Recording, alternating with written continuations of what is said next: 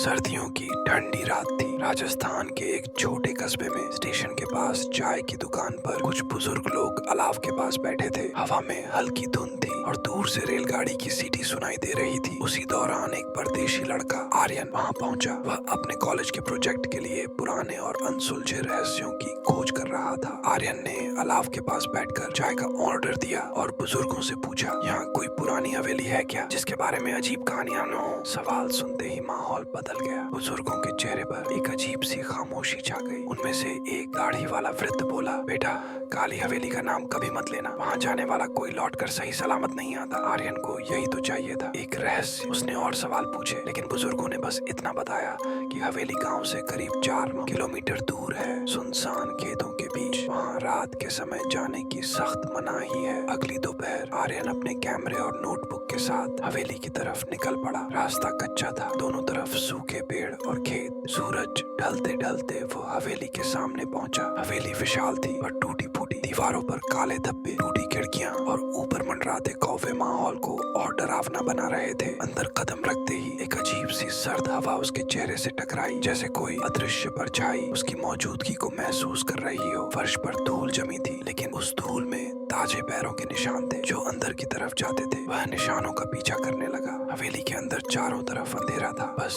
टूटे हुए छत से हल्की हल्की रोशनी आ रही थी। दीवारों पर अजीब आकृतियां बनी हुई थी, कभी एक स्त्री का चेहरा, कभी विकृत आंखें। अचानक जैसे किसी ने भारी चीज गिरा दी हो। आर्यन का दिल तेज धड़कने लगा, लेकिन डर पर काबू पाकर वह सीढ़ियां चढ़ने लगा। ऊपर पहुंचते ही उसे एक लंबा अंधेरा गलियारा दिखा। गलियारे के अंत में एक कमरा था जिसका दरवाजा आधा खुला हुआ था। कमरे के भीतर झांकते ही उसकी सांस रुक गई। वहाँ एक पुराना झूला रखा था जो खुद ब खुद धीरे धीरे हिल रहा था। पास ही जमीन पर एक टूटी हुई गुड़िया पड़ी थी जिसकी एक आंख गायब थी और चेहरा जला हुआ था। अचानक उसे किसी के रोने की आवाज सुनाई दी, एक औरत की धीमी सिसकियां। वह आवाज पास के कमरे से आ रही थी। आर्यन धीरे धीरे दरवाजा खोलने लगा, लेकिन तभी हवा का तेज झोंका आया और दरवाजा जोर से बंद हो गया। उसी क्षण उसकी कैमरे की बैटरी खत्म हो गई, जबकि सुबह ही उसने उसे फुल चार्ज किया था। अब हवेली के अंदर अंधेरा बढ़ गया। आर्यन ने मोबाइल की टॉर्च ऑन की और दरवाजा फिर खोला। अंदर बिल्कुल खाली था, लेकिन फर्श पर खून के धब्बे थे जो ताजे लग रहे थे। खून के निशान कमरे के कोने तक जाते थे और वहाँ से गायब हो जाते थे, जैसे जमीन ने उन्हें निगल लिया हो। अचानक पीछे से किसी ने फुसफुसाकर उसका नाम लिया, आर्यन। वह पलटा, लेकिन वहाँ कोई नहीं था। उसकी सांसें तेज हो गईं। वह भागकर नीचे जाने लगा, लेकिन सीढ़ियों के बीच में उसे एक औरत खड़ी दिखी। सफेद साड़ी, लंबे खुले बाल और चेहरे पर इतना गहरा काला घूंघट कि अंदर कुछ भी न दिखे। उसने धीरे धीरे सिर उठाया और उसकी आंखें पूरी तरह काली थीं। पुतलियों का नामो निशान नहीं। उसके होंठ से खून टपक रहा था। आर्यन के पैर सुन्न हो गए। वह जैसे जैसे पीछे हट रहा था, औरत आगे बढ़ रही थी। हवा में एक अजीब सी सड़ांध भर गई। तभी अचानक वह औरत तेजी से झपटी और आर्यन बेहोश हो गया। जब वह होश में आया तो खुद को खेतों में पड़ा पाया। सूरज निकल चुका था। उसकी कैमरा और बैग वहीं पास में पड़े थे, लेकिन कैमरे की मेमोरी कार्ड पूरी तरह खाली थी। आर्यन गांव वापस लौटा और बुजुर्गों को सब बताया। एक बुजुर्ग ने गहरी सांस लेकर कहा, बेटा, तुमने काली हवेली की रानी को देख लिया। 100 साल पहले इसी हवेली में एक नवविवाहिता को जिंदा जला दिया गया था। तब से उसकी आत्मा भटक रही है। जो भी उसकी हवेली में रात गुजारने की कोशिश करता है वो या तो पागल हो जाता है या जिंदा नहीं लौटता। आर्यन ने यह बात अपने प्रोजेक्ट में नहीं लिखी। उसने हवेली की तरफ फिर कभी रुख नहीं किया, लेकिन कहते हैं आज भी रात को वहाँ से गुजरते वक्त हवेली की टूटी खिड़कियों से किसी के रोने की आवाज आती है। और अगर आप रुक कर सुन लें तो अगली सुबह आपको खेतों में बेसुध पाया जाता है या फिर कभी नहीं पाया जाता।